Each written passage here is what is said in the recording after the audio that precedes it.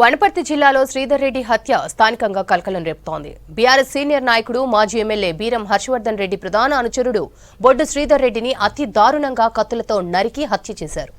ఇంటికి దగ్గరలో ఉన్న దొడ్లో నిద్రిస్తుండగా గుర్తు తెలియని వ్యక్తులు కత్తులతో నరికి చంపినట్లు కుటుంబ సభ్యులు తెలిపారు. రాజకీయంగా ఎదుర్కొనలేకే శ్రీధర్ రెడ్డిని హత్య చేశారని ఆరోపించారు. ఘటనా స్థలానికి చేరుకొని పోలీసులు పరిశీలించారు. కేసు నమోదు చేసి రాజకీయ హత్యనా లేక వేరే ఏమైనా కారణాలు ఉన్నాయా అనే కోణంలో పోలీసులు దర్యాప్తు చేస్తున్నారు. శ్రీధర్ రెడ్డి గారి హత్య మమ్మల్ని అందరినీ దిగ్భ్రాంతికి గురి చేసింది. ఈ హత్య నియోజకవర్గంలో జరుగుతున్నటువంటి పరిస్థితులకు, నియోజకవర్గంలో ఉన్నటువంటి శాంతి భద్రతలకు ఇది రుజువు అని చెప్తా ఉన్నాం.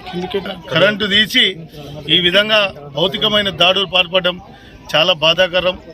చాలా తీవ్రంగా ప్రజాస్వామ్యంలో ఇది తీవ్రమైనటువంటి ఖండించాల్సిన అంశం. కొల్లాపూర్ నియోజకవర్గంలో ఎన్నికలైన వెంటనే జరుగుతుంది.